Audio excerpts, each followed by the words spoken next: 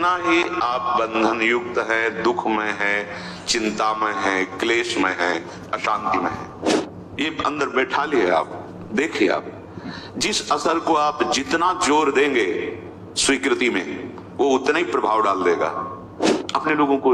आंतरिक विषय, ये सब चिंतन का विषय है। जो भगवत शरणागत जन होते हैं उनके चिंतन में भगवान देते हैं। ये भगवत प्रदत्त बात है जो आपको सुनाई दे रही है। ये सबकी समझ में नहीं आ गया, अध्यात्म है, सबकी समझ में आएगा। रुपया कैसे बढ़े ये बताओ, हमारा काम कैसे बने ये बताओ, ये घटिया स्वप्न होता। कुछ भी मिल जाए तुम्हें, जब तक प्रभु नहीं मिलेंगे तब तक तुम्हें विश्राम नहीं मिलने वाला। कुछ भी बन जाओ, ब्रह्मा बन जाओ, इंद्र बन जाओ, कुछ भी, ये बात जीवन में नहीं आई तो चूक हो जाएगी। भगवान ने गीता जी में कहा, अभी बहुत ध्यान देने योग्य बात है। हम जो अपने स्वरूप को, अपने आराध्य देव को भूल चुके हैं, उसका कारण इस संसार का, माया का असर है। छोटी छोटी वस्तुओं से लेकर बड़े बड़े पद, लोक लोकांतर के वैभव, सिद्धियां, ये सब माया का असर है। इस असर को हम जितना स्वीकार करते चले जाएंगे, उतना हम अपने आराध्य देव, जिनके थे, हैं, रहेंगे, उनसे मुझे दूरी महसूस होगी। और यहां तक कि पूरा असर यदि संसार का हमारे ऊपर हो जाए तो हमें मानने के लिए भी तैयार नहीं होंगे कि हम प्रभु के हैं, प्रभु हमारे हैं, या प्रभु हैं भी कि नहीं। इतना असर है माया का। जो है ही नहीं उसका असर इतना है कि जो है उसका विस्मरण करा दिया। साधना, उपासना इसी असर से बेअसर होने की है। हमारे ऊपर किसी वस्तु का, व्यक्ति का, स्थान का असर न पड़े, किसी घटना का असर न पड़े, किसी द्वंद्व का असर न पड़े, तो आप जीवन मुक्त हो गए। जब तक किसी भी छोटी सी छोटी वस्तु का आपके ऊपर असर पड़ रहा है, असर पड़ना कोई ज्यादा घातक बात नहीं है, असर स्वीकार करना ये घातक बात है। आप समझ रहे हैं? सृष्टि में सब कुछ है, ना उसके बढ़ने से आपको कोई सुख मिल रहा है, न नष्ट होने से सुख मिल रहा है। आपका जहां अपनापन स्वीकृति हुई उसी का असर आपके ऊपर है। कहीं पूरा भूकंप आ गया, प्रांत का प्रांत गिर गया, थोड़ा हृदय से जब विचार करेंगे तो असर पड़ जाएगा, पर ऐसा नहीं पड़ेगा कि आप विक्षिप्त हो जाए। लेकिन आपका अगर एक कमरा भी गिर जाए तो असर पड़ जाएगा। आप जो स्वीकृति किए हुए हैं, जिस असर की जितनी मात्रा में, उतना ही आप बंधन युक्त है, दुख में है, चिंता में है, क्लेश में है, अशांति में है। ये बहुत खास बात है। साधना का मतलब है पूरे विश्व ब्रह्मांड में भगवान की जितनी रचना है, इसका असर न रह जाए आपके ऊपर। तभी तो शांत भगवदाकार वृत्ति, वो आप है। ये आपका स्वरूप वर्णन किया जा रहा है। नित्य, शांत, आनंदमय, अभाव रहित, परम सुख राशि। ये असर विवेक के द्वारा बेअसर किया जाता है। जब आप सत्संग सुनते हैं, भगवान नाम जप करते हैं, भगवत आराधना करते हैं, तो आपकी बुद्धि परम पवित्र हो जाती है। परम पवित्र बुद्धि में जो विवेक प्रकट होता है, वो इन असरों से बचाता है, काटता है इन असरों को। आप जितना जो कुछ स्वीकार किएंगे, वही दुख दे रहा है, वही दुख देगा। बिल्कुल आपको किंचन मात्र किसी वस्तु, व्यक्ति, स्थान की आवश्यकता नहीं है। आपकी बुद्धि मलिन होने के कारण ये बात स्वीकार नहीं कर पाएगी कि आपको किसी भी वस्तु, व्यक्ति, स्थान की आवश्यकता नहीं है। आप कहेंगे प्राण पोषण के लिए, शरीर पोषण, ये सब आपने स्वीकार किया है माया को, इसलिए आवश्यकता, इसलिए चाह, इसलिए आप विक्षिप्त हो रहे हैं, दुखी हो रहे हैं, अशांत हो रहे हैं, मरण धर्मा हो रहे हैं, जबकि आप अविनाशी हैं। नहीं, आपको ब्रह्मबोध की बात, तो भगवत अंश तो है, आप भगवत दासत्व को प्राप्त करने का अधिकार तो है। आप इस असर पर ध्यान दीजिए। आप देखिए, प्रत्येक मिनट में कोई ना कोई वस्तु, व्यक्ति, स्थान, घटना, परिस्थिति, द्वंद्व आपको अपने असर में लेना चाहता है, अपना प्रभाव डालना चाहता है। हर क्षण साधक युद्ध करता रहता है। प्रत्येक पल हर वस्तु, व्यक्ति, स्थान, घटना को बेअसर करता रहता है। तभी उसको इस बात का परम लाभ मिलता है कि स्वराज्य सिंहासन पर विराजमान हो जाता है। स्वा, जो हमारा स्वरूप है, शंकर सहज स्वा, रूप संहारा, लाग समाधि, अखंड अपारा, अखंड अपार क्षमता भरी सुख वृत्ति उसके हृदय में उदय हो जाती है। हम कभी प्रभु से विलग नहीं हुए, अब भी प्रभु से विलग नहीं है, आगे हमें कोई नहीं कर सकता। ये हमारी गलती है। हम स्वीकार करते चले जा रहे हैं मायाकृत असर को। ये अंदर बैठा लिए आप, देखिए आप जिस असर को आप जितना जोर देंगे स्वीकृति में, वो उतना ही प्रभाव डाल देगा। ये बड़े बड़े काम, क्रोध आदि शत्रु ये असर तभी दे रहे हैं जब आप इनका असर स्वीकार कर रहे हैं, अपने में अभाव मानकर इनके द्वारा इस भाव में सुख मिलेगा। इस असर ने आपकी दुर्गति कर दी। अपने लोगों को आंतरिक विषय, ये सब चिंतन का विषय है। जो भगवत शरणागत जन होते हैं उनके चिंतन में भगवान देते हैं। ये भगवत प्रदत्त बात है जो आपको सुनाई दे रही है।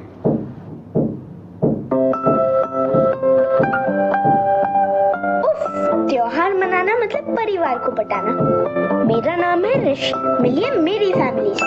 मेरे पास तुम दोनों की फालतू बातों के लिए बिल्कुल टाइम नहीं है।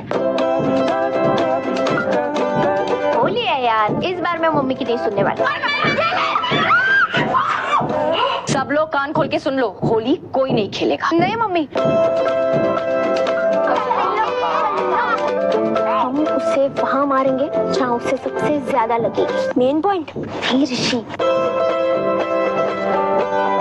संजू का जन्मदिन इस बार अपने मन से मनाऊंगी।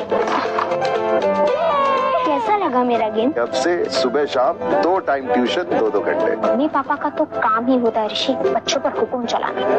मुझे किरण बेदी बनने का कोई शौक नहीं है। घर में रहो तो कहेंगे सारा दिन घर में घुसा रहता है, बाहर खेलने जाओ तो बोलेंगे सारा दिन बाहर रहता है। आप यहाँ बैठकर सिर्फ ये जूता पॉलिश करते रहेंगे या कुछ बोलेंगे भी? नहीं, तुमने तो सारे पॉइंट्स कवर कर लिए। जब तक 3 बार ना पूछा जाए ना, पकौड़े को हाथ भी नहीं लगाना है। देर तक सो तो प्रॉब्लम, जल्दी उठ जाओ तो प्रॉब्लम। और पहली 2 बार में क्या बोलोगे? बेटा तुम बोलो। नो थैंक यू, आप खाइए ना। कम खाओ तो प्रॉब्लम, ज्यादा खाओ तो प्रॉब्लम। बदतमीज। कभी कभी क्या से ज्यादा क्यों पे ध्यान देना चाहिए।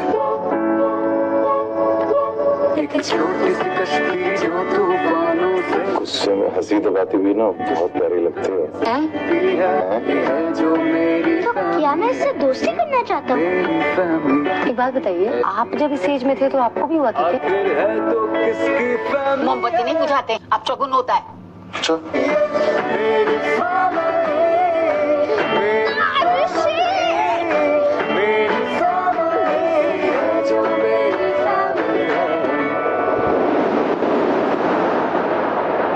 देखिए ये मेरी फैमिली का नया season, only on Amazon mini TV, और वो भी बिल्कुल फ्री। असर, हम काम भाव में सुख देखते हैं तो काम का असर आ गया। अहम भाव की पुष्टता, कामना में बाधा, क्रोध आ गया। संसारिक भोगों में सुख मिलता है इसलिए रुपया की आवश्यकता, लोभ आ गया। ये सब हमारे परिवार के प्यारे जन हैं, अंदर विराजमान प्रभु को न जानते हुए शरीरों में मोह हो गया। जो भी गुण वृत्ति आपके अंदर जागृत हुई, अभिमान कर बैठे। क्रिया को अभिमान के द्वारा स्वीकृत मैं करता, जो वस्तु भोगी मैं भोगता, ये मेरे से आगे निकला जा रहा है। मात्सर्यता, ये माया के जो प्रधान प्रधान दोष हैं, इनका हमारे ऊपर असर तभी पड़ेगा जब हम इसको स्वीकार करेंगे। स्वीकृति अस्वीकृति से काटी जा सकती है, पर ये स्वीकृति बिना भगवत स्वीकृति के तुम्हारे में सामर्थ्य नहीं कि इसे अस्वीकृत कर सके, इसे नकार सके, इसका असर आपके ऊपर ना पड़े, ऐसे तुम्हारे में सामर्थ्य नहीं है। खो चुके हो, स्वरूप को भूल चुके हो। इसलिए पहले स्वीकार करो कि हमारा युद्ध केवल इस बात का है कि कोई भी वस्तु, व्यक्ति, स्थान, घटना ये असर न डाल पाए। कैसे जानोगे कि आपके ऊपर असर पड़ रहा है कि नहीं? यदि भजन छूट गया तो असर पड़ गया। कोई भी हो, कोई वस्तु हो, व्यक्ति हो, स्थान हो, घटना हो, कोई भी। यदि हम प्रियालाल को भूल गए तो असर पड़ गया। अब आप देखो, इस बात को जांचो हृदय में। नहीं तो सच्ची बात है, प्रभु की प्राप्ति के लिए कोई साधना नहीं करनी, क्योंकि साधना असर मिटाने के लिए। आप असर मिटाएं भगवत बल से तो आप देखेंगे कि वो थे, हैं, रहेंगे, वो खेल रहे हैं बाहर भीतर सब जगह। बहिरंतस्य भूतानाम चरम चरमेव च सूक्ष्मात् तद् विज्ञेयम् दूरस्थम चान्तिके तत्। दूर है, नजदीक है, भीतर है, बाहर है, दशों दिशाओं में है। समस्त चराचर में मेरे प्रभु खेल रहे, चराचर में और चराचर के रूप में। संसार का आश्रय, शरीर का आश्रय, भोगों का आश्रय, ये जब तक हमारे हृदय में रहेगा तो हम बात भगवत आश्रय की करेंगे। यहाँ कुछ होगा नहीं। सूखी बातें अच्छी नहीं लगती। पेट में खूब चूहे लड़ रहे, भूख लग रही, और बातें हम 56 भोग की कर रहे हैं, क्या होगा? अरे भाई, नमक रोटी खा लें तो कम से कम वो मिट तो जाएगी। कम से कम साधारण मानव जीवन की रहनी आ जाए, भक्ति, साधारण भक्ति आ जाए, ये तो बहुत ऊंचे सर्वोपरि प्रेम रस की बात है। पर हमको चयन कर लिया गया है। इस बात को मत भूलना, हम अनाधिकारी हैं, अयोग्य हैं, पर हमें इस रस के लिए चयन कर लिया गया। सच्ची बात है, आपको स्वीकार करना होगा। नहीं, आप यहां नहीं आ सकते हैं, आप ये नहीं सुन सकते हैं, आप राधा नाम नहीं बोल सकते हैं, आप राधा चरणारविंद से चिन्हित इस रज में नहीं बैठ सकते हैं। ये प्यारी जी ने आपको चयन किया। जब मालिक चयन कर रहे हैं तो अपने क्या चिंता करनी? वैसे तो हम उनके योग्य नहीं, पर उन्होंने पसंद कर लिया। अब ये उनकी मौज की बात है। अब हमारी केवल एक बात रह गई है कि जिन्होंने हमें पसंद किया है, जिनकी हम अनंत जन्मों से खोज कर रहे हैं, इन्हीं की खोज कर रहे हैं। जिस दिन संसार का असर मिट जाएगा, उस समय तुम्हारे हृदय में ये सब हलचल समाप्त हो जाएगी। दुख, सुख, मान, अपमान, लाभ, आन, द्वंद, जितने, इसी को मिटाने के लिए हम खोज कर रहे हैं, उस परम सत्य की, उस परम अविनाशी की, उस परम सुख की। जब हमें मिटा दे इस द्वंद्वों के भाव से, हमारा जो भाव गलत बन गया द्वंदात्मक जगत में, ये सबके समझ में नहीं आ गया। अध्यात्म है, सबके समझ में आएगा रुपया कैसे बढ़े, ये बताओ, हमारा काम कैसे बने, ये सब घटिया स्वप्नवत, ये सब घटिया स्वप्नवत है। अब उनको समझाने के लिए नीचे की धरा में उतर के बात करनी पड़ती। कुछ भी मिल जाए तुम्हें, जब तक प्रभु नहीं मिलेंगे तब तक तुम्हें विश्राम नहीं मिलने वाला। कुछ भी बन जाओ, ब्रह्मा बन जाओ, इंद्र बन जाओ, कुछ भी, भटकना नहीं मिटेगा। प्रभु की बड़ी कृपा है कि भटकना मिटने वाला समय आ गया है हमारा। अब भटकना नहीं है, अब हमें प्रभु की प्राप्ति ही करनी है। एक स्मृति, दूसरा स्मृति निरंतर चलाने के लिए नाम जप, तीसरा भगवान की बड़ी कृपा है, मुझे इसी जन्म में भगवत प्राप्ति होगी, और चौथी बात, सब में श्री भगवान हैं। ये पहली स्वीकृति साधक के हृदय में होती है। फिर सब स्वयं श्री भगवान ही बने हुए हैं। उसके आगे कह रहे हैं कि यदि आपके हृदय में ये बात जीवन में नहीं आई तो चूक हो जाएगी। भगवान ने गीता जी में कहा, अद्वेष्टा सर्वभूतानां, श्री जी की प्राप्ति के लिए तैयारी करो। जो कल चर्चा उसके आगे का है विषय, अद्वेष्टा सर्वभूतानां। किसी भी संसार के किसी भी व्यक्ति से तुम्हारी दुश्मनी तो नहीं है। अगर एक से भी होगी तो बिगड़ जाएगी पूरा सिद्धांत हमारा। बहुत सावधानी से सुनो। किसी भी प्राणी के साथ किसी भी प्रकार से यदि मन में तुम्हारे द्वेष बन चुका है, फौरन निकालो। उसका उपाय है, अनुभव का उपाय है। जहां वो सामने दिखाई दे, मन से प्रणाम करो, सर भी झुकाओ। तुम्हें अपना काम बनाना है, वहां भगवान ही है, दूसरा नहीं है। और जब एकांत में उसका चिंतन हो तो तत्काल आंतरिक प्रणाम करो, प्रभु आप मुझे बचा लो, प्रभु आपसे द्वेष हो रहा है। ना, आपकी बाहरी ऐसी चेष्टाएं हैं कि मैं समझ नहीं पा रहा हूं और आपसे हमें द्वेष हो रहा है, दोष दर्शन हो रहा है, अंतर और बाहर दोनों से। अंतर में जब आवे तो तत्काल उसको प्रणाम करो, वृत्ति में आएगा वो, और जलन पैदा होगी। बार बार आपको क्षमा मांगनी, मेरे से गलती हो रही प्रभु, मैं आपको ना जानकर आपसे द्वेष कर रहा हूं। और बाहर जब सामने आवे तो पूज्य बात चिड़िया बाबा जी ने कहा, जो तुमसे द्वेष करे ना बोले, अपनी तरफ से उससे राधे राधे बोलो। राधे, वो जो कर रहा है उसका असर आपके ऊपर नहीं होना चाहिए।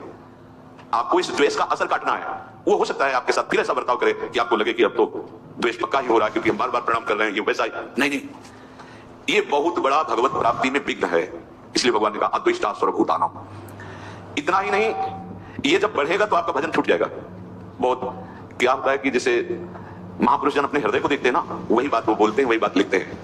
भजन क्यों रुका, भजन क्यों छूटा, हमारा लक्ष्य क्यों बदल रहा है, ये अंतर के चिंतन से। जैसे कि महापुरुष जन दूसरे के मन की बात जानते हैं, आप इस धोखे में मत रहना, क्योंकि उनके पास इतना समय नहीं है, वहां कोई दूसरा नहीं है। अपने मन को देखा जाता है, पूरी सृष्टि के मन की बात जान ली जाती है, क्योंकि कनेक्शन सब उसी परमात्मा तत्व का है। तो लगता है तो हमारे मन की बात जान गए, जो ऊंचे महापुरुष है। ये छोटी छोटी बातों की नहीं, क्या सोच रहे हो क्या, ये नहीं।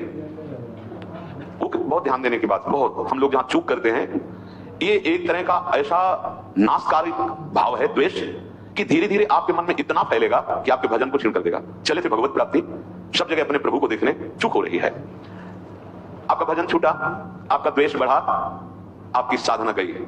अब आगे भले चांस मिले, अब दुर्गति की बात शुरू हो गई, क्योंकि आपने द्वेष करके उसके नाश का चिंतन शुरू कर दिया। और आपको चिंतन क्या करना था कि मेरे प्रभु क्रूर से क्रूर पुरुष में भी विराजमान, एक क्रूरा अपि पापिनो न सताम संभाष्य दृश्यात् चाहिए। बोले तो बहुत कठिन। तो फिर आप गांव के प्रधान बनना चाहते, पूरे गांव में हाथ जोड़ते कि नहीं जोड़ते? अब चाहे जितने बड़े रईस हो, जमींदार हो, चाहे जितना बड़े बल विक्रम हो, पर गांव के प्रधान पद में बैठना तो हाथ जोड़ना पड़ेगा दरवाजे पे जाके। और अगर आपको मुख्यमंत्री बनना है तो पूरे प्रदेश को अनुकूल करना पड़ेगा, अधिक से अधिक। प्रधानमंत्री बनना है तो पूरा देश आपको, अगर परम पद तो पूरा विश्व आपको सपोर्ट करे, एक भी कोई द्वेषी न रह जाए, तब परम पद प्राप्त होता है। समझो, ऐसा कैसे हो सकता है? तो फिर भेड़ चढ़ाने की योग्यता तुम्हारे अंदर है तो तुम देश का शासन करने की योग्यता कैसे धारण कर सकते हो? पहले अपनी योग्यता बढ़ाओ। तो भगवत परम पद की योग्यता क्या? अजात शत्रु, एक भी कोई द्वेषी संसार में न रह जाए।